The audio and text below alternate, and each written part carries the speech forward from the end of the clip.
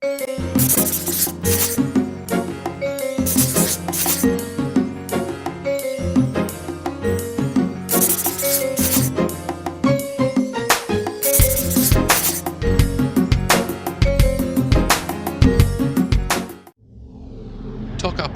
the social media TV network for your city.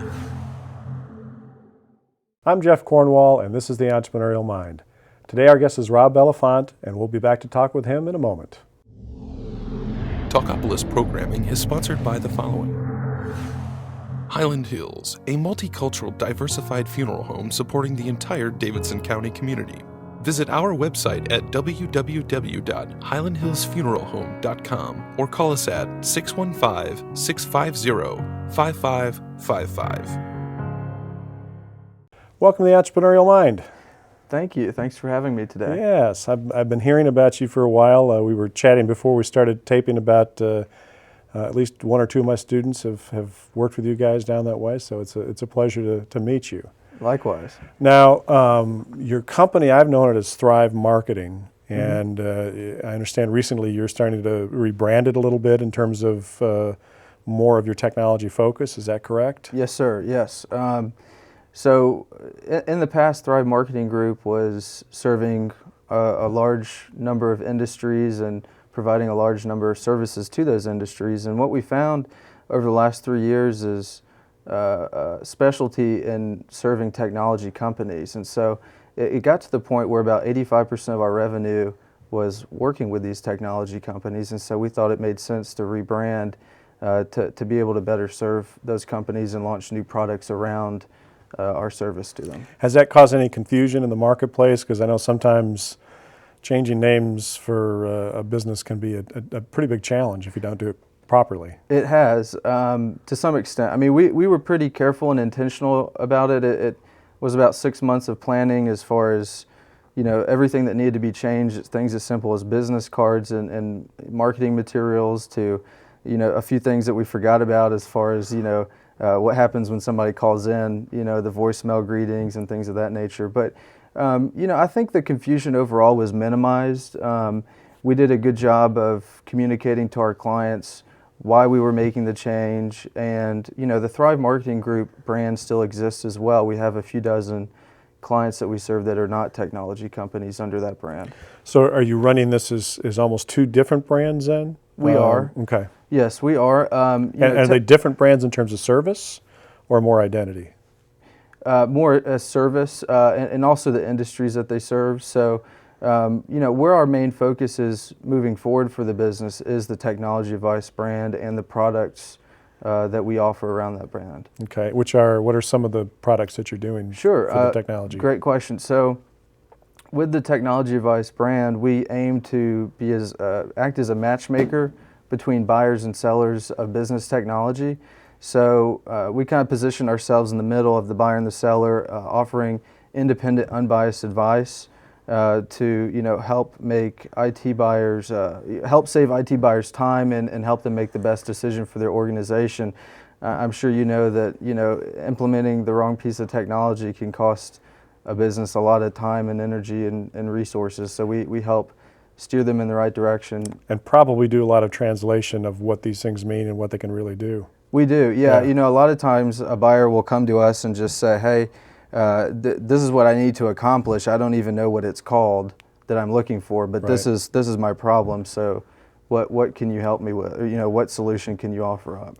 Now, in looking at your bio, I noticed that you're not an overnight success in terms of business, that you had some stops and starts along the way. Can you share a little bit about that part of your career as well? Sure, yeah. So, I got started when I was really young, about the age of 6, selling things door to door, arts and crafts. Hired my first employee at the age of 7. 1099? I don't think we had any paperwork back then. Quite, that's an example of some of the mistakes or things. I was too stupid to understand what all of that. Come on, you were 6.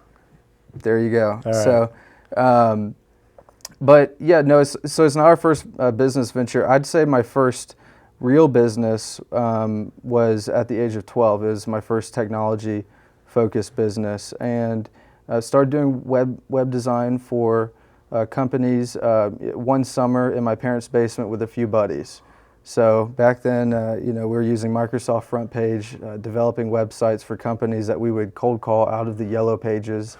And they didn't know we were 12 at the time, but they knew, hey, we showed them some websites we had done and earned their trust. They might have known you were 12, and that's why they hired you, because nobody else older than that knew how to do any of that at that point. So it was a special skill to have back then. Today I tell people there's 12-year-olds in India that can design a better website than me. So it's something that quickly became a commodity. But anyway, so getting back to the story, so I was about 12 years old. We were designing websites for companies. We soon learned, what web hosting was and how we had to go to an outside vendor to host these websites. And, we saw that we were paying them substantial fees every month to get that done. And so we thought, we should do this. We should capture this revenue and provide this additional service to the clients so they have kind of a one-stop shop for their needs. And so my partner and I at the time, each invested $400 and leased our first server out of a data center. At 12 years old, $400 is a lot of money. Yeah, well, I think I was probably 13 when we did that. Yeah, but yeah, it was a lot of money. It was at the time we thought it was a pretty big risk. But again, young and too stupid to know better. We didn't have any other commitments that were responsibilities. So why not? So I did that. Had 32 clients, I think, to be exact, after the first month. And that's when we really knew we were onto something. Quickly scaled the business from age 13 to 18. So those 5 years kind of through high school and into the freshman year of college. We had over 1,200 clients. We kind of pivoted the business into doing server management for other hosting companies. So during those years, those were kind of the years where hosting was kind of becoming a commodity. Right. Lots of competition from even small business owners like ourselves working out of our parents' basement. And so we thought, how can we continue to grow this business? And so decided to grow by offering additional services in the way of server management. So at the time that I sold the business, when I was 18, we were managing websites that were producing well over $100 million a year in revenue. So that one wasn't a failure, it doesn't sound like. No, it wasn't. But you had some that were. So since then, but prior to then, I would call them more projects than businesses. But since then, invested, took the money that I'd received from that transaction with my business partner and invested in 5 different ventures within the first 6 months. And the first 4 of them just failed. I had no idea what due diligence was. I was young. I had a little bit of money. Well, 20% success is not bad for an angel investor, really. No, it's not. Yeah. You're right. So, but since then, so technology advice is what the 5th one became technology advice through a series of pivots over the years. But in the last 8 years that I've owned the business, we've had dozens of ideas that we've attempted at, from online dance lessons to canvas artwork to video production services.